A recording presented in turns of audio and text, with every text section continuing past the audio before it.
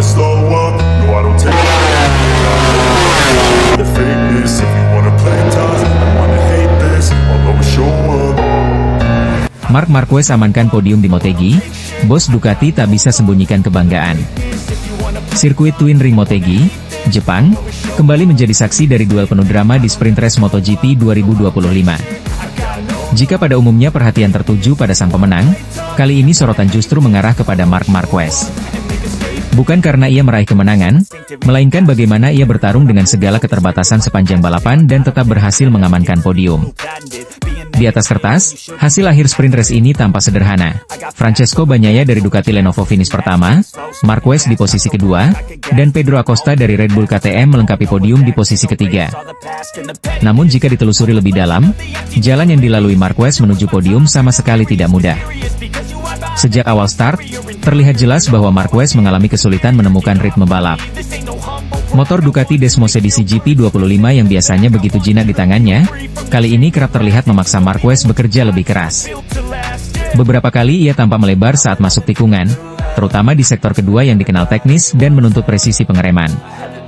Kondisi ini bukan hanya soal setup motor, tetapi juga berkaitan dengan karakteristik Motegi sendiri. Trek sepanjang 4,8 km ini memiliki kombinasi hard braking dan akselerasi stop and go yang sangat menuntut keseimbangan antara stabilitas depan dan traksi belakang. Motor yang tidak sepenuhnya sesuai setup akan langsung menunjukkan kelemahan, dan Marquez merasakannya sejak lap awal.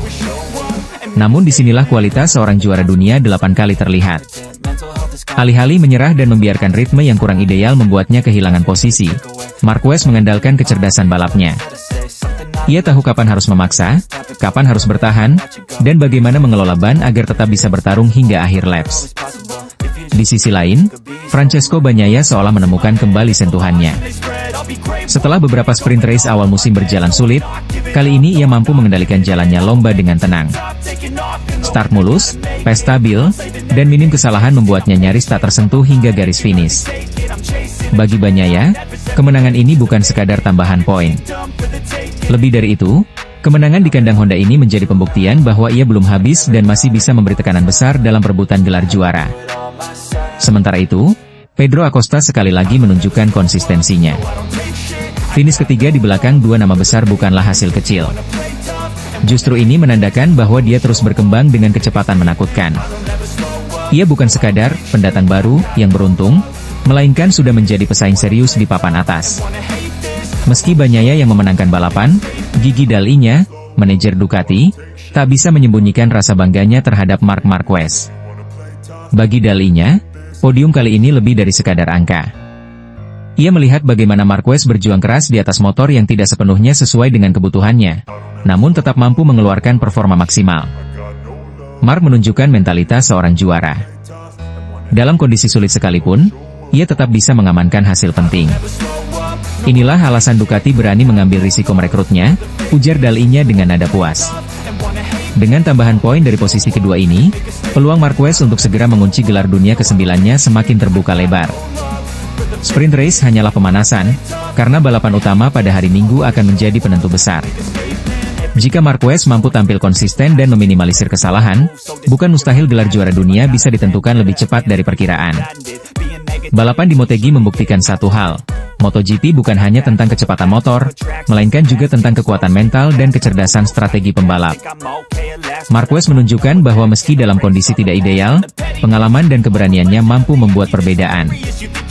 Performa Bagnaia menegaskan bahwa sang juara bertahan masih sangat berbahaya, sementara Acosta melanjutkan tren positif sebagai ancaman nyata bagi generasi lama.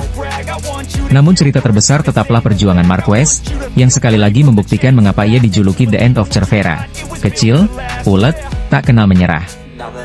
Akhir pekan ini, semua mata akan tertuju pada race utama. Apakah Marquez benar-benar bisa menutup akhir pekan di Motegi dengan langkah besar menuju gelar dunia? Atau justru Bagnaia dan Acosta yang memberi kejutan? Satu hal yang pasti, drama MotoGP 2025 masih jauh dari kata selesai. Pedro Acosta heran dengan adrenalin Marc Marquez. Bagaimana bisa ia tak pernah mengenal takut? Motorsport, khususnya MotoGP, selalu menghadirkan drama yang tidak hanya soal siapa tercepat di lintasan, tetapi juga tentang bagaimana para pembalap berhadapan dengan batas fisik dan mental mereka. Dalam dunia yang penuh risiko ini, Nama Marc Marquez identik dengan keberanian ekstrim, aksi di luar nalar, serta adrenalin yang seakan tak ada habisnya. Bahkan, seorang talenta muda sensasional seperti Pedro Acosta pun mengaku heran melihat bagaimana sang juara dunia 8 kali itu bisa terus memacu motor hingga di luar batas meski risiko crash dan cedera begitu besar. Rasa heran Acosta ini mencuat setelah dirinya mengalami kecelakaan saat sesi praktis MotoGP Jepang 2025. Mengendarai KTM RC SI Katin, Acosta mencoba memperbaiki catatan waktunya dengan menekan motor habis-habisan. Namun, alih-alih mendapatkan lap terbaik, ia justru kehilangan kendali di tikungan cepat dan terjatuh. Untungnya, Acosta tidak mengalami cedera serius, namun momen itu membuatnya merenung betapa berbahayanya ketika seorang pembalap mencoba melampaui batas kemampuan motor dan fisik. Bagi Acosta, insiden tersebut menjadi pengingat bahwa MotoGP bukan sekadar soal kecepatan, tapi juga soal kontrol. Ketika motor sudah melampaui grip ban dan kita tetap memaksakan diri, maka hanya ada dua kemungkinan, catatan waktu spektakuler atau crash, ungkap Pedro Acosta. Namun yang membuatnya tercengang adalah bagaimana Marc Marquez sudah berkali-kali berada di posisi tersebut, bahkan mengalami cedera patah tulang serius pada lengan kanan di 2020, tetapi tetap kembali mengendarai motor dengan gaya agresif yang sama. Bagi Acosta, hal itu hampir mustahil dipahami. Bagaimana bisa seseorang berkali-kali merasakan rasa sakit, jatuh keras, kehilangan hasil balapan, namun tetap kembali dengan semangat membara seakan tidak pernah belajar takut? Secara teknis, gaya balap Marc Marquez memang unik. Ia dikenal sebagai master limit riding, yakni kemampuan membawa motor tepat di ambang batas grip ban, baik depan maupun belakang.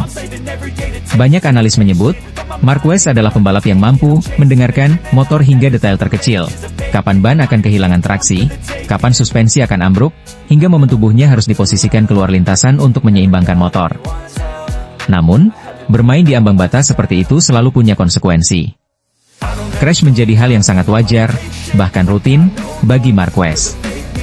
Perbedaannya, ia tidak pernah membiarkan crash meruntuhkan mentalnya. Justru sebaliknya, setiap kecelakaan seakan menjadi laboratorium pribadi bagi Marquez untuk memahami limit motor lebih dalam. Dari situlah lahir reputasinya sebagai pembalap tanpa rasa takut. Acosta sendiri bukan tipe pembalap yang bermain aman. Karirnya di Moto2 hingga debut MotoGP menunjukkan bahwa ia juga berani mengambil risiko. Namun, setelah crash di Jepang, ia sadar bahwa keberanian memiliki batas logis. Saya mencoba mendorong motor ke level maksimal, tapi hasilnya saya terjatuh. Dan disitulah saya mulai berpikir, Marc melakukan ini setiap akhir pekan, bahkan setelah kecelakaan besar, dan dia tetap melakukannya lagi. Itu sulit saya pahami, ucapnya.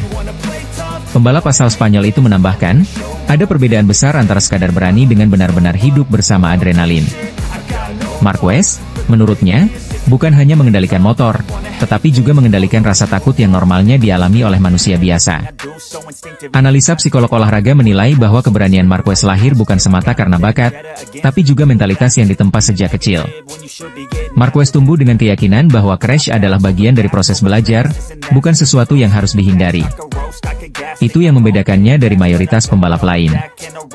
Sementara Acosta masih mencari titik keseimbangan antara kecepatan dan keselamatan, Marquez sudah berdamai dengan risiko. Itulah mengapa, meski sudah memasuki fase karir panjang, Marquez tetap menjadi ancaman nyata bagi generasi baru seperti Acosta. Kisah Pedro Acosta yang terjatuh di Jepang lalu membandingkan dirinya dengan Marc Marquez menjadi gambaran jelas betapa fenomena Marquez sulit dijelaskan dengan logika sederhana. Bagi banyak pembalap muda, keberanian Marquez bisa menjadi inspirasi sekaligus tanda tanya besar. Inspirasi, karena ia membuktikan bahwa mental baja bisa membawa seorang pembalap ke puncak dunia. Tanda tanya, karena tidak semua orang mampu hidup dengan cara yang sama, mendorong batas hingga jatuh, lalu bangkit lagi tanpa pernah kehilangan nyali.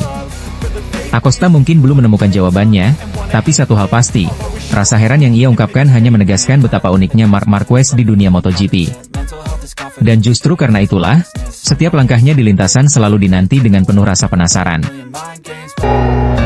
Aprilia tantang dominasi Ducati, Rivola targetkan juara dunia MotoGP 2026-2027. Siapa sangka Aprilia, yang dulu hanya dianggap sebagai tim pelengkap grid, kini berani menantang dominasi Ducati dan Marc Marquez?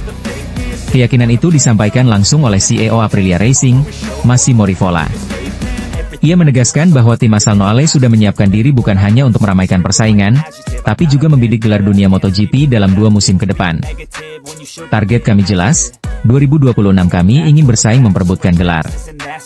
Dan pada 2027, ketika regulasi baru 850cc berlaku, kami juga siap tampil sebagai pemain utama, ujar Rivola kepada Motosprint. Pernyataan itu terasa berani, tapi jika menilik performa Aprilia sepanjang musim 2025, ambisi ini bukan sekadar mimpi kosong. Marco Bezzecchi menjadi sosok penting di balik lonjakan performa RSGP.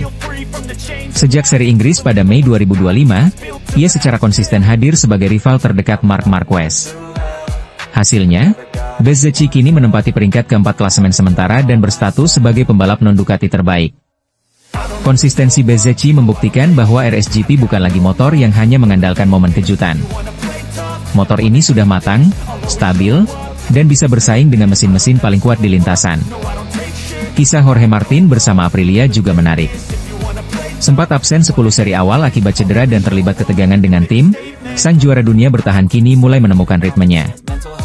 Meski belum meraih podium, Martin perlahan naik ke persaingan 7 besar. Banyak pihak percaya 2026 akan menjadi tahun kebangkitan Martin dengan Aprilia. Jika Martin bisa kembali ke performa terbaiknya, kombinasi Bezzecchi-Martin berpotensi menjadi duet paling berbahaya bagi Ducati. Satu pembalap muda yang lapar kemenangan, satu lagi juara dunia yang syarat pengalaman. Rivola menyebutkan bahwa kekuatan utama Aprilia bukan hanya pada pembalapnya, tetapi juga pada sistem kerja tim. Struktur organisasi yang lebih ramping memungkinkan Aprilia mengambil keputusan teknis dengan cepat, tanpa proses birokrasi berbelit. Hal ini terlihat dari evolusi RSGP musim ini. Motor tersebut semakin kuat dalam hal akselerasi, punya karakter sasis yang unik, dan dilengkapi aerodinamika yang tak kalah dari Ducati. Tak heran, banyak pengamat menilai Aprilia kini pantas disebut pabrikan terbaik kedua di MotoGP, hanya berada di bawah Ducati. Musim 2027 akan membawa perubahan besar. Kapasitas mesin MotoGP turun dari 1000cc ke 850cc. Perubahan regulasi semacam ini kerap menjadi titik balik dalam sejarah MotoGP. Tim yang cepat beradaptasi biasanya bisa langsung mencuri momentum. Rivola sangat percaya diri menghadapi situasi ini. Kami punya insinyur, teknisi, dan manajer yang siap menghadapi tantangan era baru. Dengan kecepatan mengambil keputusan serta kualitas sumber daya kami, saya optimistis Aprilia bisa menjadi kekuatan besar di 2027, tegasnya. Namun, Rivola juga realistis. Ia mengakui bahwa Marc Marquez bersama Ducati masih akan sangat sulit ditaklukkan. Dominasi Marquez di musim 2025, dengan kemenangan demi kemenangan yang ia raih, menjadi bukti betapa tingginya level persaingan.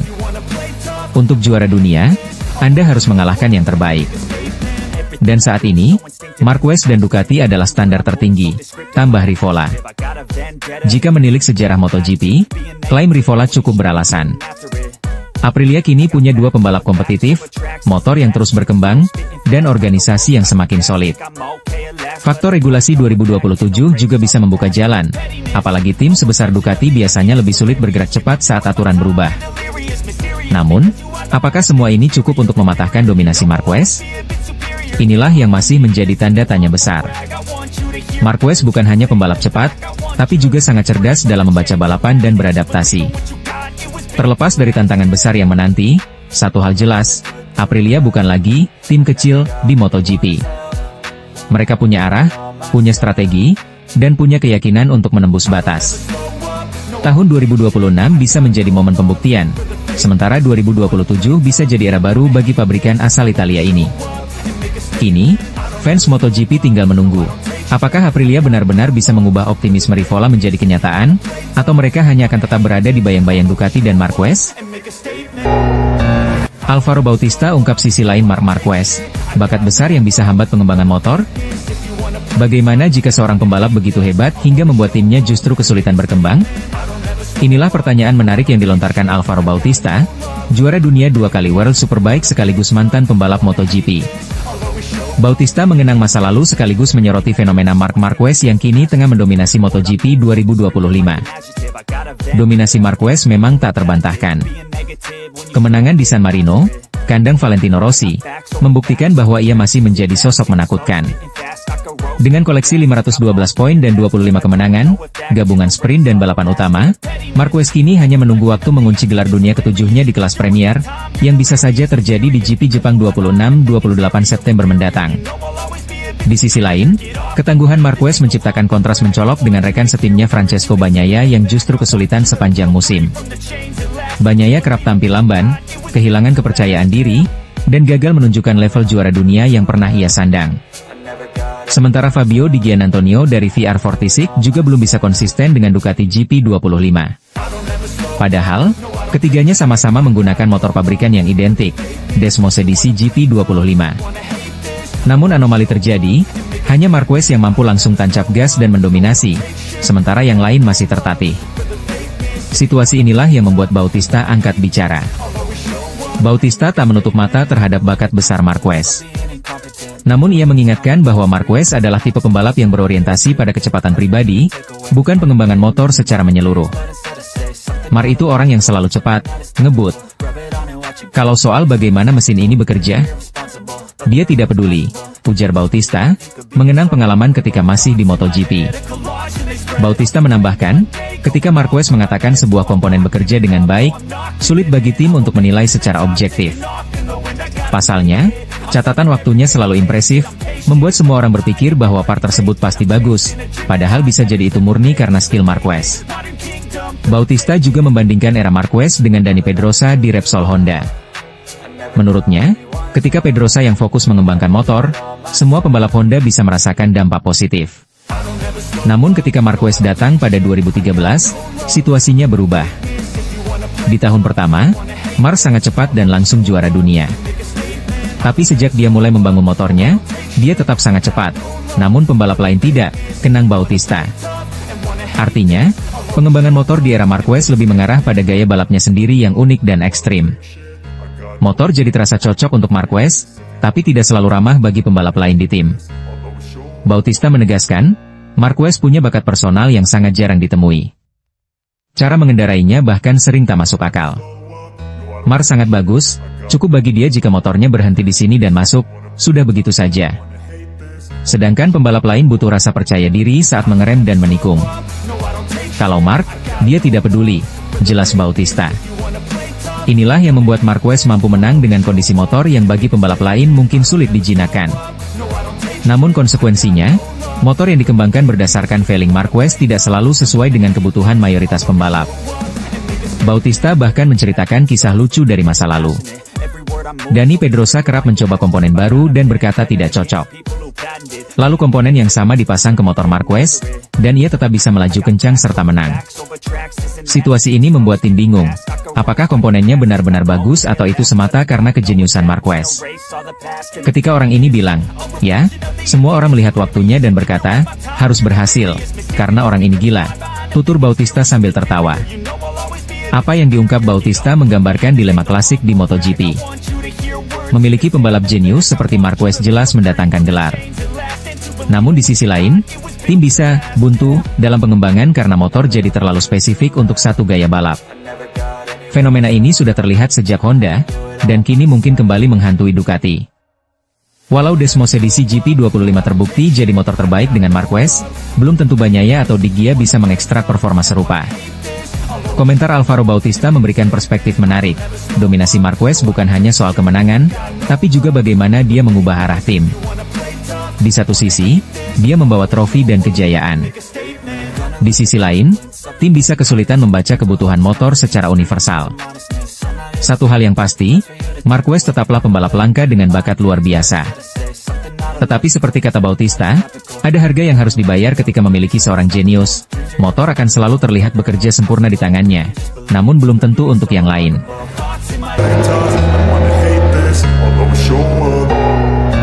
Marc Marquez mengaku hampir pensiun, dari neraka cedera hingga kembali ke puncak MotoGP 2025. Beberapa langkah lagi menuju gelar juara dunia ke-9-nya, Marc Marquez justru membuka lembaran kelam yang nyaris mengakhiri karirnya. Di balik senyum kemenangan dan dominasi musim 2025 bersama Ducati, ada kisah getir yang membuat publik semakin menghargai perjalanan sang baby Alia. Bukan sekadar jatuh bangun biasa, Marquez pernah benar-benar berada di titik terendah. Cedera serius pada lengan kanannya pada 2020 nyaris menghancurkan segalanya. Rasa sakit, kehilangan motivasi, bahkan keinginan untuk pensiun sempat melintas di benaknya. Kini, ketika ia kembali menguasai dunia, cerita itu justru menjadi penguat betapa luar biasanya kebangkitan sang legenda. Dalam sebuah wawancara reflektif, Marquez mengaku bahwa masa terberat bukanlah ketika ia harus duduk di rumah, menunggu pemulihan. Justru saat ia memaksa untuk kembali di tahun 2021, disitulah neraka sebenarnya. Kesalahan besar saya adalah mencoba untuk kembali terlalu cepat. Dengan kepercayaan diri ekstra yang saya miliki, saya merasa tidak ada yang bisa terjadi, ungkap Marquez. Namun keyakinan itu berbalik menjadi siksaan. Ia merasakan tubuhnya tak lagi normal, terutama pada lengan yang pernah dioperasi berkali-kali. Saya mulai bersepeda lagi, dan saya merasa tidak enak. Lengan saya terasa aneh, seolah-olah ada di dua posisi berbeda. Rasanya sakit sepanjang hari. Itu momen paling sulit, bahkan sempat membuat saya kehilangan motivasi untuk melanjutkan. Pada fase tersebut, Marquez mengaku benar-benar berada di ambang menyerah. Pikiran untuk pensiun, yang sebelumnya tak pernah ia bayangkan, tiba-tiba muncul. Ia merasa tak ada lagi jalan keluar. Saya sudah hampir pensiun, bahkan sempat terbersit dalam benak saya untuk berhenti. Namun kemudian, saya merasakan sesuatu di dalam diri saya. Saya bertanya, mengapa harus berhenti? Saya masih ingin membuktikan diri, katanya. Inilah titik balik yang kemudian mengubah arah karirnya. Alih-alih menyerah, Marquez justru menyusun rencana baru. Ia sadar bahwa untuk benar-benar bangkit, ia membutuhkan proyek segar, motor kompetitif, dan lingkungan yang mampu membangkitkan motivasinya kembali. Setelah lebih dari 1 dekade bersama Honda, keputusan meninggalkan tim yang sudah memberinya 6 gelar MotoGP bukan hal mudah. Namun Marquez menegaskan, itu bukan soal uang atau sejarah. Saya hanya ingin menjawab pertanyaan, apakah saya masih kompetitif? Untuk menjawab itu, saya butuh motor terbaik di grid. Dan itu adalah Ducati. Jadi saya melupakan hubungan, uang, bahkan sejarah. Saya hanya fokus pada satu hal, membuktikan diri, tegas Marquez. Keputusan itu terbukti tepat. Musim 2025 menjadi salah satu musim terbaik dalam karirnya. Bersama Ducati Desmosedici EP25, ia kembali menunjukkan performa menakutkan. 11 kemenangan race utama dari 15 seri. 10 kemenangan sprint race, rekor baru dalam satu musim. 13 podium, konsistensi yang tak tertandingi. Memimpin klasemen dengan 512 poin, unggul 182 poin dari adiknya, Alex Marquez. Kisah Marquez jelas bukan sekadar tentang skill balap,